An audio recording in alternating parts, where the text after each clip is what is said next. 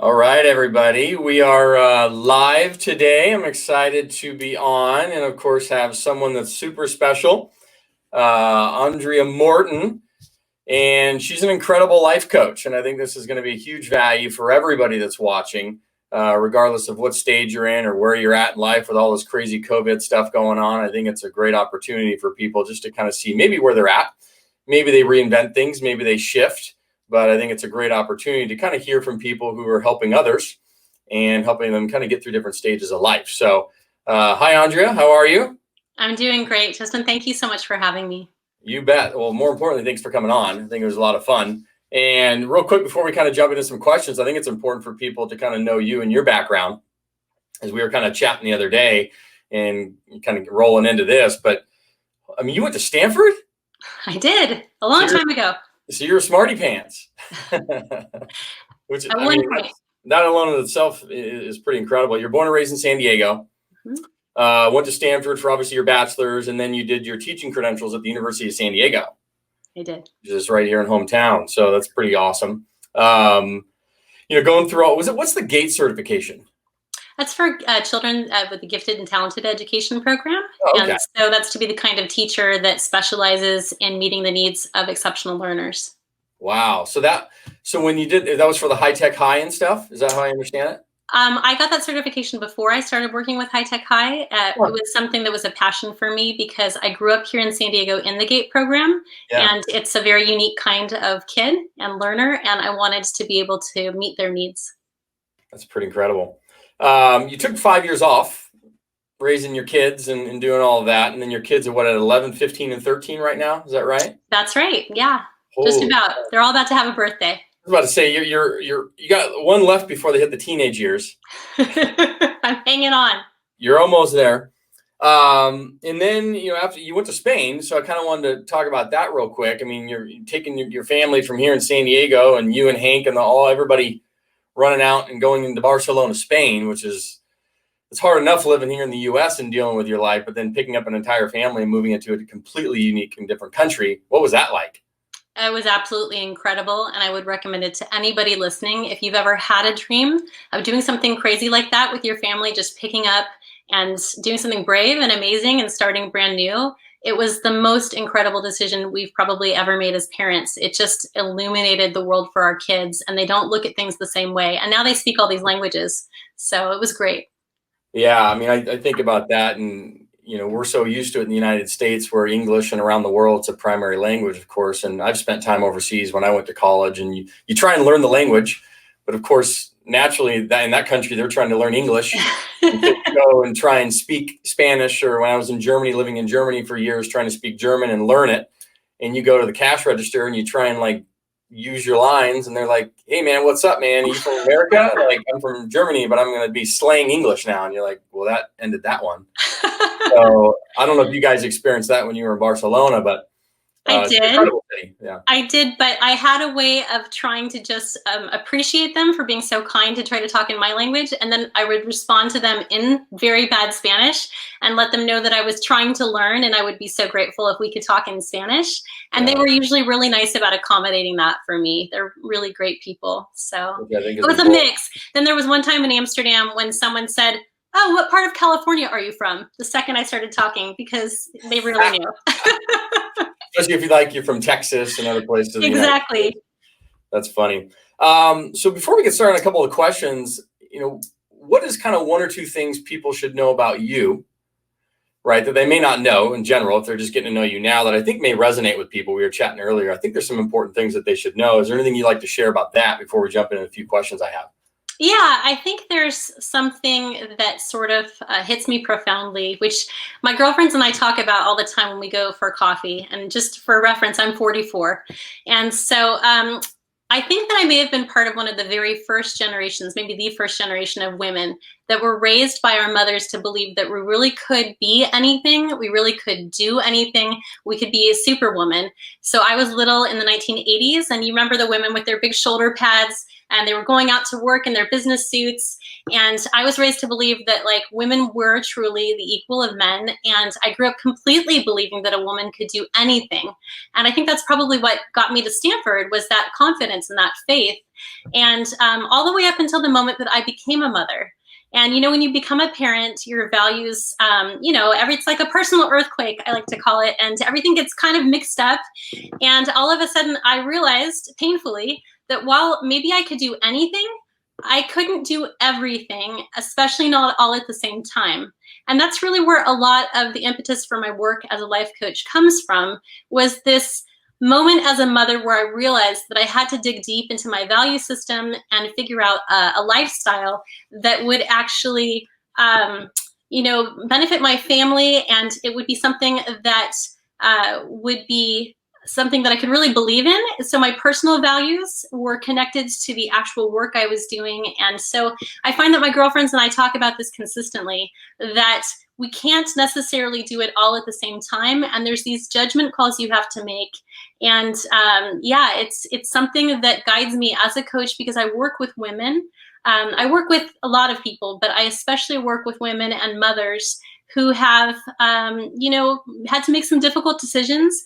And some of them have actually taken themselves out of the workforce, or they've imagined their careers differently than what they had expected them to be. Yeah, and that's kind of what leads me into my first question really for you is, you know, when was that kind of shift for you, right? And, you know, talk about kind of that journey for you, going from what you were doing, which was teaching, and then raising your kids, and then now, okay, you wanted to get back in it, but you didn't want to necessarily go back to what you were doing in a way, and kind of how that journey happened for you to becoming a life coach today. I mean, it's been an incredible adventure, but really I would say that when we moved to Spain, I had the opportunity to do a lot of soul searching and imagining of my second act, if you will, of life. As my children are starting to get older. And what happened was that since we were living so far from California, but my husband was still working in both California and abroad, he had to travel very frequently for business. In fact, there was 1 year out of the 3 years we lived there when he was gone for about 6 months of that year. And so I had an awful lot of time on my own with the kids, and time to think about, you know, things that were important. And in the evenings, when I was maybe doing laundry or dishes, when the kids were asleep and I was all alone, I would listen to podcasts. And I found this one podcast that I really loved by a woman named Brooke Castillo. And she's just an incredible life coach. And I really liked her because she was funny and she was approachable. And she was the kind of person that I felt like if she knew me in real life, we would be friends. And she was a life coach that was speaking about a lot of topics that were important to me at the time. For example, you know, starting your own business and having the confidence that you could do that, because I had been tossing over my second act of like, I think maybe I might want to try going into business. I've been a teacher for 20 years, absolutely love teaching. It was the most amazing career. I had felt a calling to it for so long, but now that I was entering my 40s, I was feeling the urge to try something new. And so I really loved her podcast, and it all kind of just came from there. After I had spent some time listening to it, as I was beginning to put my business together, I decided to actually take some coaching classes, and I decided to get coached. And I was doing it for me. The coaches teaching the coaches, which is how it all starts. Right? It is. And, you know, gosh, some of the coaches I've had have been some of the best teachers I've ever had, for certain. And but I was doing all of this without any intention whatsoever of becoming a life coach. That was pretty the furthest thing from my mind. I was thinking about a business that I was hoping to build around gratitude. And so I was, you know, hiring people, and I was learning how to manage people, and I was working on creating plans and learning all kinds of technical speak. And I was getting coached the whole time so that I could really believe in myself and really believe like, yes, I am totally the kind of person who can be a leader. I'm totally the kind of person who can run a company. And so, you know, as I was getting the coaching, I would find myself talking to my girlfriends about it at lunch in Barcelona, and then I would find myself coaching them. You know, like someone would bring another problem to lunch. They'd have like something going on with one of their kids or something with one of their husbands, and I would just feel like, oh, well, these are some things I've learned from my coaching classes, and I would start like, you know, just sharing it casually sharing it. And a couple of times people said to me, you're really good at this. Have you ever considered doing this professionally? And I think that's really what planted the seed. And you come from a teaching background, right? So it's a natural progression. But I think it's more about people taking that step and getting over that fear, like you kind of did, where you said, well, okay, should I do it or should I not do it? I want to do it. It's becoming kind of a natural passion for me. And I see that I'm good at it because it's helping people. But sometimes people get to that point and they get stuck. Yeah. And they don't just start, right? A lot of people, they want to try and plan to plan to plan, and then plan to get ready and plan to start, but then plan to start. And then just start. Like, don't worry necessarily about all, I guess, the B, C, D, D, E, F, G stuff sometimes. I've learned that as well. Sometimes you're at A, you want to go to Z. Sometimes you just have to go and allow the how to show up, right? Yeah. Which is hard. It's hard for some people. So why women? I mean, I know it's not just the people you coach, but it tends to be, there's a reason for it, obviously, but why is that? Before we get to that one, there's something I want to share that I think could be really, really helpful to people that are listening that has to do with how I made my choice. And that's just a really quick strategy because it made the world a difference for me. So maybe there's someone out there right now listening that this could help also. So when I was choosing my path, I was trying to choose between, I'm trying to build a business, but I'm also really attracted to life coaching and I really love it. And I wasn't sure exactly which one to go forward with because I'd put so much thought and love and time into my business. And so this is the strategy I present to you. And I think that you will love this. It's not mine. I didn't originate, but I love it. I learned it in my coaching classes. And that is, if you have two different options and you're really going back and forth, and you want to go ahead and make like a pros and cons list, what so often happens is that people make a pros and cons list, but they're really looking at their cons. And they're really looking at all of the negative things that could possibly happen. And they're looking at the two con lists and saying, which one is going to be the least bad? And so the strategy that I used, which I'm so grateful for, was to really come from a place of abundance and look at the pros. And so if both of these possible paths could be amazing, which is the one that would most fit the life that I want to lead, which is the one that would really light me up the most if both could be successful. So I really recommend that to anyone that might be listening. It was what made all the difference for me. And I'm so glad I chose the coaching. Yeah, because you're saying, I mean, when you realized that you could, accomplish what you wanted, but also have the time with your family and your kids. Yeah. That's kind of what led you down that path at the end of the day when you were kind of evaluating it. Exactly. And then obviously you're finding yourself teaching more women than, it's more of that help side. I thought it was brilliant when you mentioned to me why, because it completely makes sense. So I'd love to hear about that. And I'm sure women will connect with this for sure. Yeah, I mean, I love everybody, but my heart is really with women and mothers when it comes to coaching because there is such a personal connection.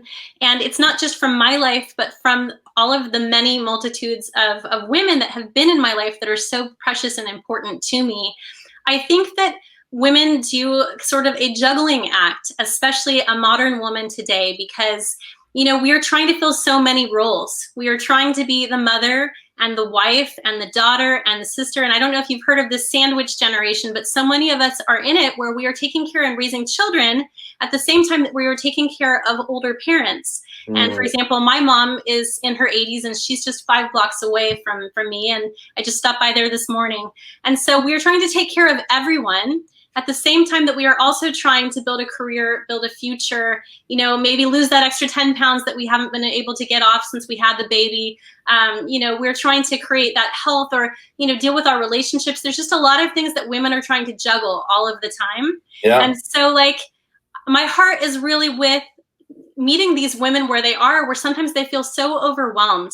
And sometimes they feel so alone. And there's a feeling that I can't describe, but I'm sure that you and everyone would relate to, where you can be surrounded by people all day long. You can literally be like running your kids' distance learning at the same time that you're trying to be a full-time employee, at the same time that you're trying to maintain your relationship with your spouse and keep the house clean and do it all. And at that moment, you feel so alone. And it's funny how you can feel that alone. And so my role is to support women that are in that moment where they want things. They want to remember who they are. They want to remember their passions and figure out who they're going to be with the rest of their life. And so it's pretty great. It's a pretty great job. And so what challenges, if any, have you faced right? Either before, becoming a life coach or in the process of creating the life coaching business for yourself and moving into helping people, is there anything you've had to overcome, and how'd you do it? Kind of like coaching yourself as you're coaching. Well, and it's funny you should say that, because I actually self-coach all the time. And it's one of the most crucial pieces of being a good coach. I have to completely clean my brain out before I get together with a client, because in order to be in that space with them, I need to have nothing of me coming into it. And so I actually run coaching models for myself both before and after every coaching call that I do with a client. And I have a lot of different practices around that. But so you were asking me a different question, though, and you were asking me, I think, what had been hard, or maybe some struggles that I had gone through. Maybe any challenges that you faced, right, as you've kind of gone through this process for yourself, because you essentially have done what you do coach do. And so for yourself, what challenges have you faced?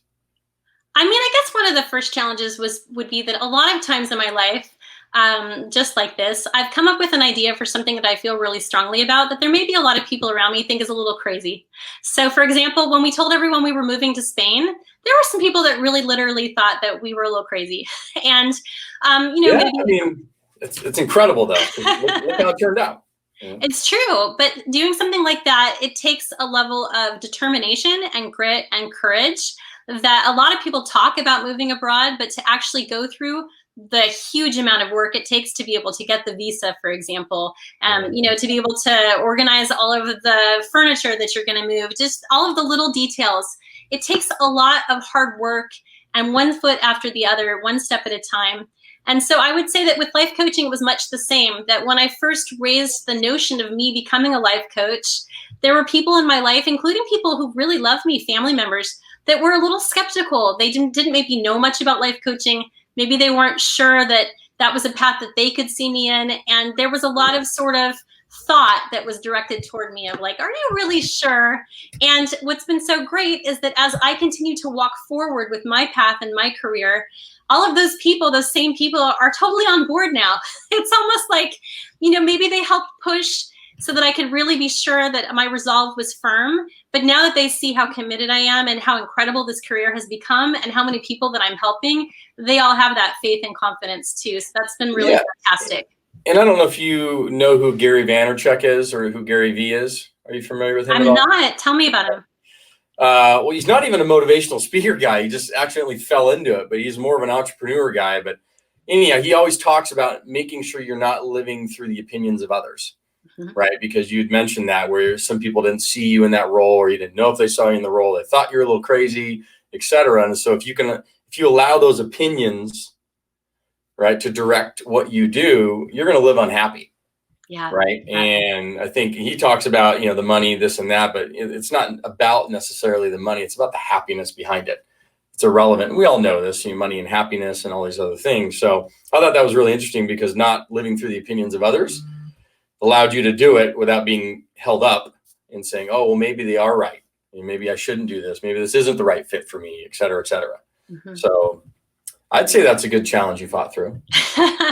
Well, it's definitely one that I think that maybe people listening could relate to, because all of us have a chorus around us of different voices, and they really mainly have very good intentions. They love us. They want to protect us. They're coming from a place of fear sometimes. And so that's one of the benefits of having a coach, is that you have a voice that is not coming from fear, but really is asking you to look deep within yourself and who you are and what you most want. Because it's not about what your coach thinks or what your coach wants. Coaches don't have an opinion. It's really about them showing you your own brain, so you can figure out your next steps and what your heart is telling you, what your gut is telling you, what the learning that you've brought in with your life experience is telling you, and having that confidence to move forward.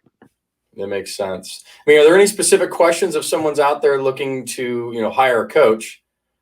Should they be asking certain questions, or should they be wondering certain things to make sure they're in alignment with that person? I mean, I think you mentioned you kind of give call it a free consultation, a strategy meeting to make sure it is a right fit.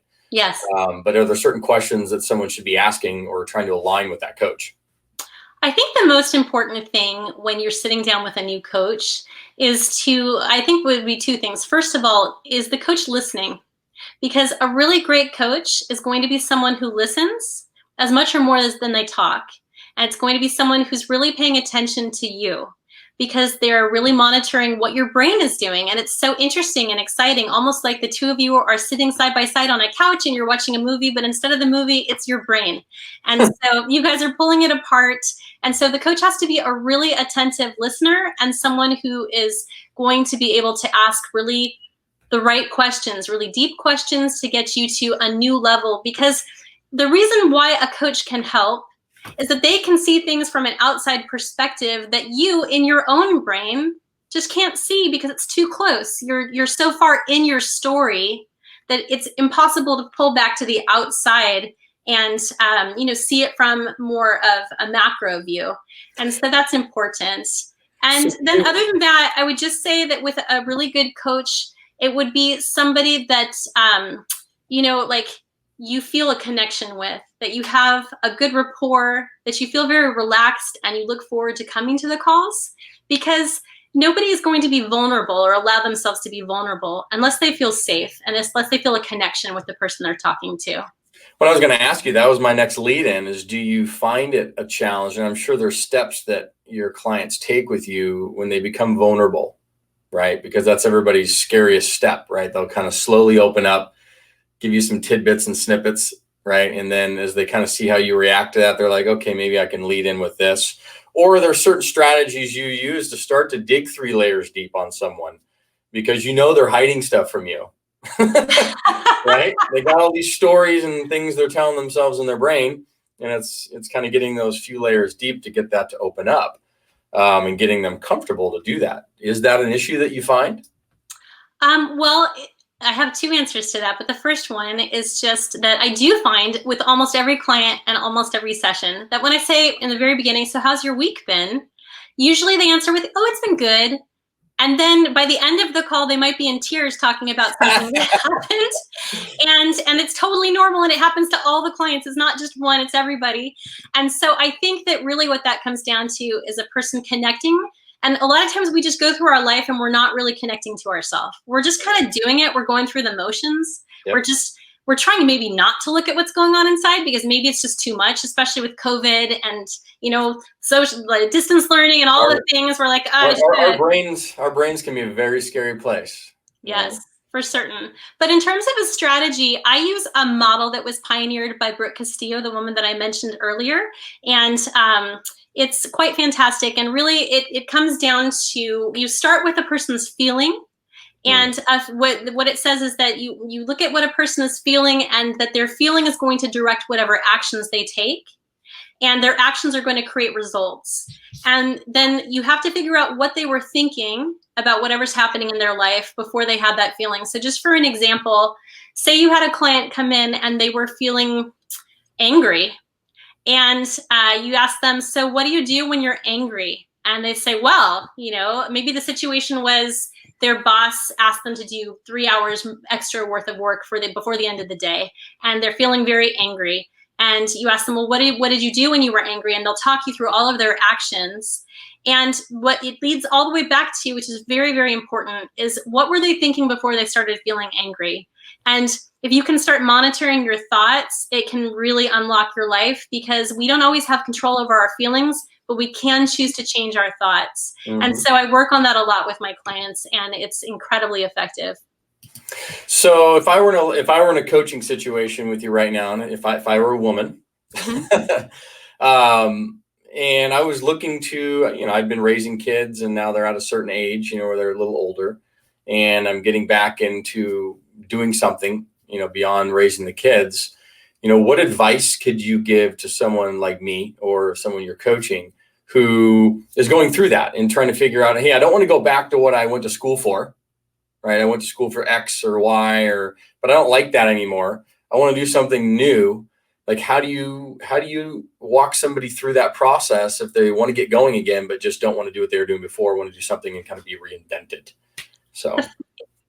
Well, if you were a woman in my practice, the first thing I would do would be to have you create what I call a value priority list. And so basically, first I would have you brainstorm all of your values, all the things that matter to you in the world, no matter what they are. And I'd have you throw them all out onto the same paper. And it could be crazy, almost like a brainstorming session with a little kid that's writing an essay.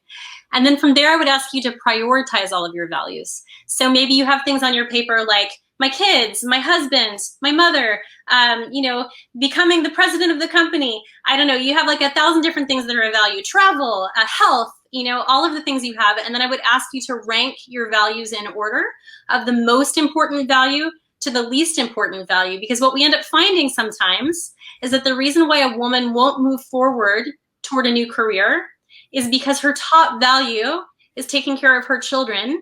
And so every time a new career opportunity comes up for her, she finds a reason to turn it down, or she finds a reason why it's just not going to work out this time. And so it's important before you begin making a plan to figure out where your real values are.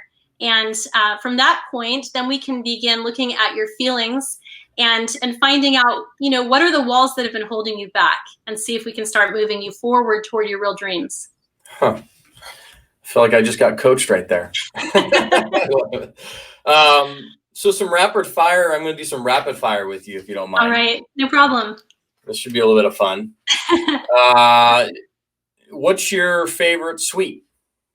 My secret, which don't tell anybody, just for you, is white chocolate. I am pretty much a glutton for white chocolate. Cookies, or like white chocolate, like just in general? White chocolate, anything. Okay. Like a white chocolate bar. My children sometimes come up to my room because they know that there's somewhere some white chocolate. Hidden. All right, well, that's good to know. Speaking of your kids, you got 3 of them. What are their funny names? Oh, they're going to kill me for telling you this. They no longer go by these names now that they are big teenagers. But when they were small, we called them Mr. Bug, Mr. Bean, and Miss Bee, because they were all like cute, like a bug, a bean, and a bee. I call my son Brody Bug. I say, "What's up, Bug?" That's his little name. Those are good ones. And then, we haven't really talked about your husband Hank too much, but I'd like to bring him in here and hopefully not embarrass the heck out of him. But is there any kind of embarrassing story that you can share that wouldn't be too much, but maybe get a chuckle out of everybody? Well, it certainly makes me chuckle. So when we were living in Spain, as I told you, he used to travel a lot. And one year he'd been gone for a couple of weeks, and he came home and to Spain to us. And he had shaved his head. I mean, like completely bald. Like there was not one like tiny little molecule of hair on his head. Did he use like a pick? Like with a straight razor. It was crazy. He's like straight out of a movie, man. we were not expecting it. Oh, and it wasn't a very good look. It wasn't his best look ever. But we were so shocked. My children went insane. They couldn't stop talking about it for weeks. My middle son in particular was just irate. And so there was a bit of a family campaign for him to grow it back. It was the Grow It Back campaign. But luckily he's a very handsome man, so he always looks good. But that was pretty crazy. Well, it looks like the hair grew back, so that's what's important. For now. Probably didn't take too long. No, obviously we're in the middle of COVID. We're hopefully coming out of it slowly and getting people back to work slow and safe. Anything funny that's happened over the last, say, 60 days, 90 days, while we've kind of been in quasi lockdown, either at your house or around, that you've kind of seen? Oh my goodness. Something kind of amazing that I've seen at my house is that my children have finally learned how to clean a bathroom. And this is not a small thing. Any mother of a teenager can tell you that this is a big deal, because we don't have any help, and I certainly can't do everything. I'm coaching. I have so many clients. I'm busy a lot. And so we're all juggling. And so this was a great time for the kids to step up. And so we've had some sessions of like mom teaching teenagers how to clean bathrooms, and all of us scrubbing toilets together. It's been wonderful. It's been a bonding experience. That's very important. But I noticed that the bathroom is getting cleaner and cleaner, because now that the children know that they will be cleaning it, they are being very tidy. It's amazing what happens when they know mommy and daddy aren't scrubbing the toilets for them anymore, huh? Exactly. That's pretty funny. I have your information down here at the bottom. So obviously, if anybody has any questions, or if you want to look Andrea up, obviously she's on Instagram and Facebook. You can go to, so what's it's Think to Thrive Coaching, right? That's right. ThinkToThriveCoaching.com. So anybody can look that up. You can Google it. You can go on Facebook, Instagram, Think to Thrive Coaching. Her website's down there with her email address, social security number, credit card numbers. I'm just kidding. Everything else is there. We're just finishing up now. Anything you kind of want to leave us with or finish off with? Advice as we kind of keep going through all this wonderful, exciting, unbelievable COVID stuff that nobody, I mean, this is unbelievable. Yeah. Yeah, that's actually what I was going to speak to was COVID. Yeah. I have a ton of clients right now that are experiencing a range of things because of COVID, whether it's anxiety or depression, whether it's just frustration because suddenly they're having to juggle so many roles. But there's a lot going on for all of us. And what I would say is it's really important to work on not suffering twice. And what I mean by that is that when we're worried about something in the future that hasn't happened yet, we're suffering in advance. And it hasn't yet happened and it may never happen. And so what ends up happening, if it does actually happen, is then you've either grieved twice or you've been terrified twice, but you've done it one more time than was necessary. And so what I would advise is really work on that inner feeling of peace and maybe even meditation if possible, but try as much as you can to not suffer in advance, because none of us really ever know what the future holds. In fact, a coach said something to me recently that I thought was amazing and really profound. It's almost like we've all been walking along the edge of a cliff with a blindfold for as long as we've been alive. And what's happened with COVID is that someone has removed the blindfold. And so now we're aware that we're walking along the edge of this cliff, but it's really always been there because really anything could have always happened at any moment, right? You could be in a car crash, anything could happen. So now that you know that there's no blindfold and that something, is out there, really work on not suffering over it twice. If it does happen, you have the strength, you can deal with it. Yeah. And if it doesn't happen, then at least you haven't wasted a lot of your precious time with your family and with your friends suffering. There's no need to suffer two times. So that's what I have for you. Yeah, totally. And I think everybody, depending on your personality style, I've even had to work on that for myself is not, trying to plan too much into the future or think about things that could possibly happen. Right? We're all guilty of it because it's irrelevant, right? You can't do anything about it. I mean, really, technically, and it may never even happen, like you mentioned. So sometimes you just got to say, you know what, it is what it is. And we're going to go with day by day, be present in the moment and, not look back, not necessarily look too far forward, and kind of focus in the moment right now, because that's what we can, be with. So. Yeah, I agree. And people are stronger than they know. So what I would tell anybody listening is that you're so much stronger than you believe. And when it actually does happen, if it does happen, you will rise to the challenge. So don't suffer in advance because, it just steals away precious time that you could have in this moment. That is great advice to end with. So we will go ahead and finish there. It's been about 30 minutes. This has been amazing.